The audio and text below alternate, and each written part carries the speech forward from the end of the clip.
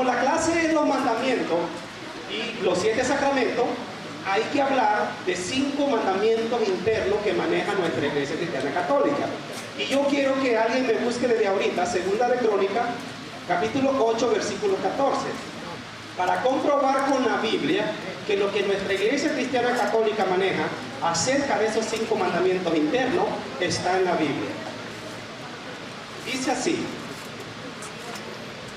los mandamientos de la Iglesia, estoy leyendo la primera hoja, ¿verdad? Los mandamientos de la Iglesia se sitúan en la línea de una vida moral referida a la vida litúrgica y que se alimenta de ella. El carácter obligatorio de estas leyes positivas, promulgadas por la autoridad eclesiástica, tiene por fin garantizar a los fieles el mínimo indispensable en el espíritu de oración y en el esfuerzo moral en el crecimiento del amor de Dios y del prójimo. Los mandamientos más generales de la Santa Madre Iglesia son 5. ¿Okay? Voy a comenzar a leerlo. El primer mandamiento lo tenemos, esto que estoy leyendo está en el numeral del Catecismo 2041 al 2043. Y dice así: el primer mandamiento, 1, es oír misa entera los domingos y fiesta de precepto. Exige a los fieles participar en la celebración eucarística en la que se reúne la comunidad cristiana el día en que conmemora la resurrección del Señor y en aquellas principales fiestas litúrgicas que conmemoran los misterios del Señor, la Virgen María y los santos. Segundo mandamiento. El segundo mandamiento es confesar los pecados mortales al menos una vez al año y en peligro de muerte. Y si se ha de comulgar, asegura la preparación para la Eucaristía mediante la recepción del sacramento de la reconciliación, que continúa la obra de conversión y de perdón del bautismo. Tercer mandamiento. El tercer mandamiento, comulgar por Pascua y de resurrección, garantiza un mínimo en la recepción del cuerpo y la sangre del Señor en relación con el tiempo de Pascua, origen y centro de la liturgia cristiana. Cuarto mandamiento: ayunar y abstenerse de comer carne cuando lo manda la Santa Madre Iglesia. Asegura los tiempos de ascesis y de penitencia que nos preparan para las fiestas litúrgicas.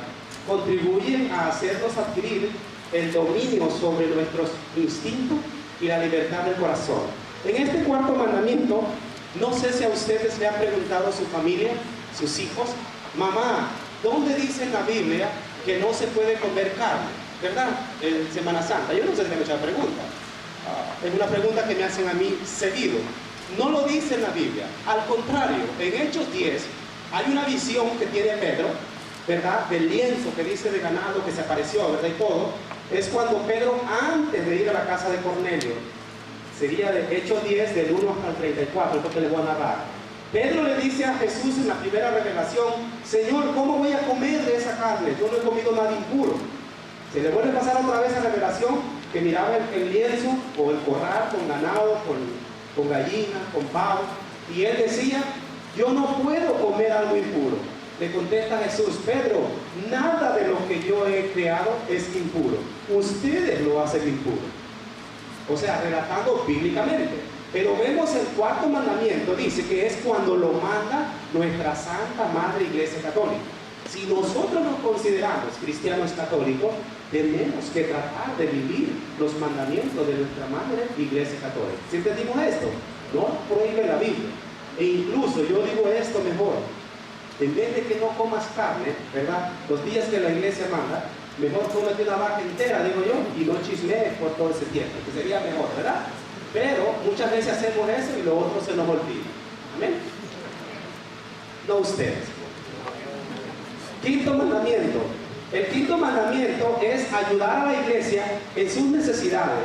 Señala la obligación de ayudar cada uno según su capacidad a sobrevivir a las necesidades materiales de la Iglesia. En otro aspecto, El quinto mandamiento es ayudar a la iglesia en todas las necesidades económicamente. Y me dirán ustedes, hermano Tony, pero en la Biblia no hay un texto bíblico que me diga que tenemos que dar dinero a la iglesia. El diezmo no lo dice el dinero, hija. El diezmo lo dice en Malaquía, ejemplo, el Deuteronomio, Malaquía 3, el Deuteronomio 5, en la segunda de Corintios, capítulo 9, versículos del 6, 7, 8 y 9, Pablo habla que demos según las posibilidades. Pero el diezmo no menciona dinero, pero para ayudar a la iglesia sí menciona dinero. Quiero que me lea alguien. ¿Qué dijimos? Segunda de Crónica, no Corintios. Segunda de Crónica, ¿qué es? 24 del 8 al 14. Aquí está, el siervo de Cristo. Segunda de Crónica.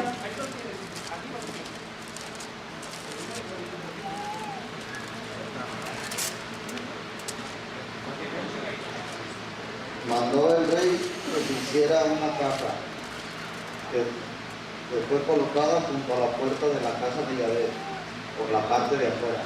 ¿Se escucharon lo que dijo? ¿Qué es lo que mandó el rey a hacer? Una caja.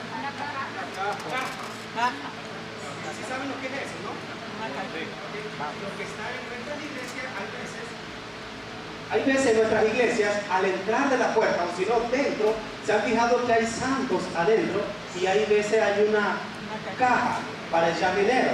Pero no, ¿cómo se llama? ¿Alcancía? Okay, pero no todos echamos muchas veces. Pero escuchen ahí.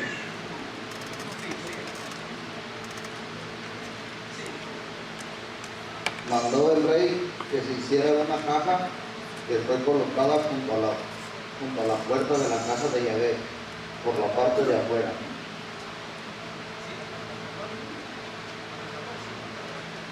Y publicaron por todo Judá y Jerusalén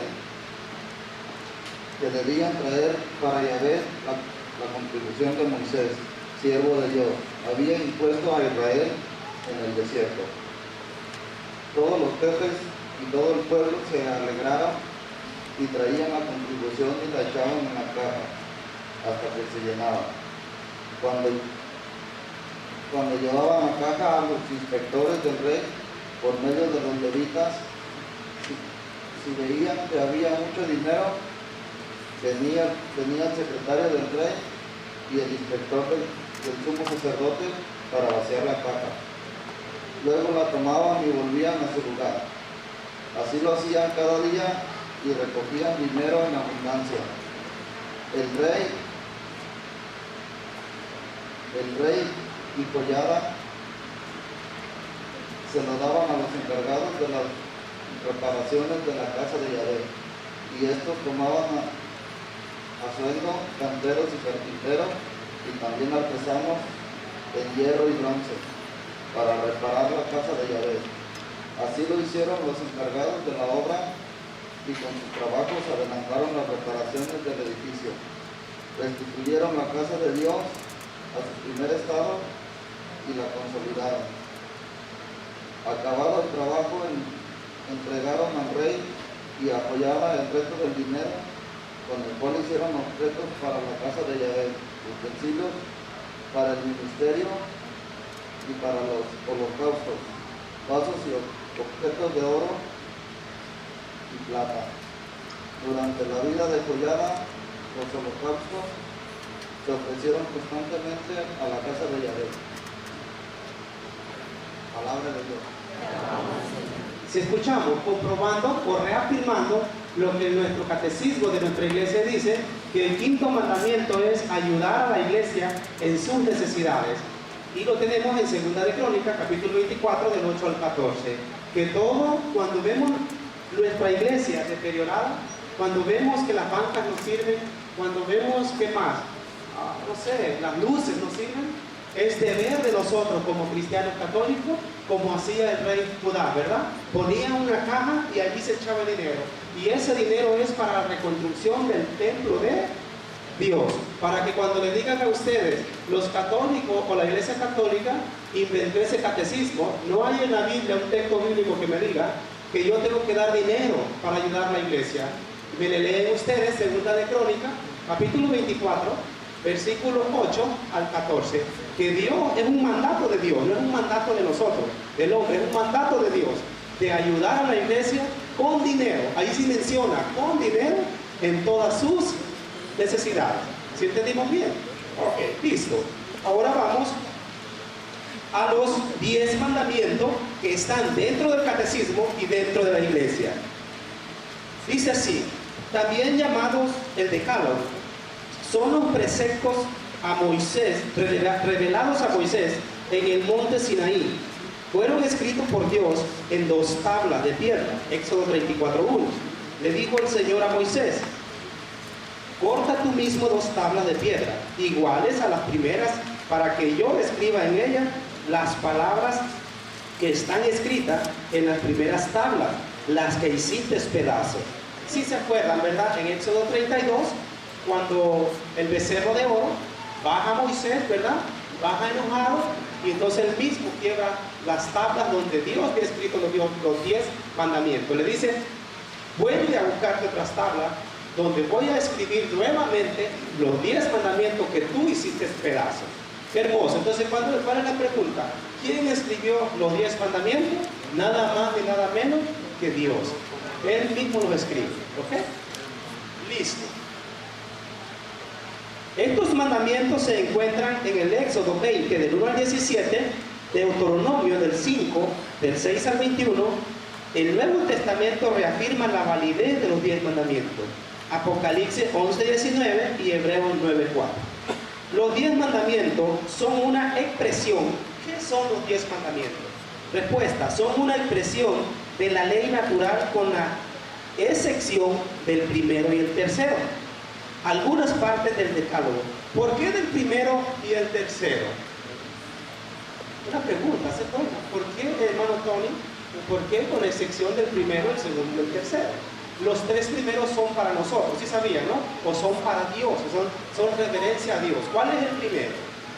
Amarás a Dios sobre todas las cosas. ¿Cuál es el segundo? No tomarás el nombre de Dios en vano. Y el tercero: santificarás el día del Señor. Para nosotros, como cristianos católicos, el día domingo no se ayuna. ¿Por qué no se ayuna? Sí, pregunta. Sí, no tomarás el nombre de Dios, no jurarás. En Mateo 5, 40 o 38 dice: nunca jures ni por la tierra ni por el cielo, que tú sí seas sí y que tú no seas no. Porque la tierra son la plataforma de Dios y el cielo es donde el estrado de Dios. De hoy en adelante, que tú sí seas sí y que tú no seas no. A ver, rectifíquenme. Cuando digo rectifiquen, búsquenme. Mateo 5. Este material se lo lleva. Lo importante son aprender tips de vivir los mandamientos. Mateo 5 se me hace, del 38 se me hace en adelante, ¿verdad? Porque hasta el 43 o 45 dice que Dios hace llover el sol, hace caer la lluvia sobre los malos y sobre los buenos. Es del 45 para atrás. Mateo 5, del versículo 45 hacia atrás. Búsquenme lo que les digo ahí. ¿Qué dice el 33? A ver. 40. Porque muchas veces tenemos todavía esa mala costumbre de decir juro por Dios, ¿verdad? Juro por Dios, que tú sí sea así y que tú no sea no. Ustedes han oído lo que se dijo en sus antepasados: no jurarás en falso y cumplirás lo que has jurado al Señor. Pero yo les digo: no juren por el cielo, porque es el trono de Dios, ni por la tierra, que es la tarima de sus pies, ni por Jerusalén, porque es la ciudad del gran rey. Tampoco jures por tu propia cabeza, pues no puedes hacer blanco o negro ni uno solo de tus cabellos. Digan cuando es sí y no cuando es no. Cualquier otra cosa que se le añada viene del demonio. Palabra de Dios. Hermoso, ¿verdad? Que dice que tú sí seas sí y que tú no seas no. Cualquier otra cosa agregada viene del demonio. ¿Cuántos esposos? Yo me apunto primero. Cuando no tenemos a Cristo, somos de aquellos que le decimos a la mujer: ¿Qué tan cierto es que te metiste con tu primo? ¿Qué tan cierto es que con tu cuñado? ¿Qué tan cierto? Y comenzamos a sacarle. Y la pobre mujer, ¿qué es lo que dice? Para mantenerlos contentos, ¿qué dice? Juro por mí misma, juro por mi madrecita que está en la tumba, juro por Dios. ¿Y por qué muchas veces? Porque nosotros como esposos, nosotros mismos las obligamos a que cometan canallada. Alguien habló hoy a la radio o ayer, ¿verdad? Y me llamó y me dijo que el esposo la estaba obligando a que dijera algo que ella no había cometido, pero que ella lo iba a hacer por que él estuviera, como dicen, contento. Pero le dije, va a cometer un gran error, porque después que usted le diga que es verdad la mentira que va a echar, si fuera que va a terminar esa conversación, hágalo. Pero ese hombre va a empezar después a preguntarle otras cosas. ¿Qué te hizo? ¿Qué no te hizo? ¿Por qué lo hiciste? Y va a ser un cuento de nunca acabar. Está enfrente hablando con usted. Le digo, otro hombre que cuando no tenía a Cristo, le digo, ¿cómo hacía Marta que me dijera tantas cosas? ¿Para qué? Para después chantajearla. Cuando llegó ese texto a mi vida, yo le pedí perdón a mi esposa y le dije, Marta, perdóname, lo que tú has jurado no tiene validez. Yo soy el canalla. Hoy he aprendido que tu sí es sí y tu no es no. ¿Sí entendimos eso? Qué bueno. Sigamos entonces.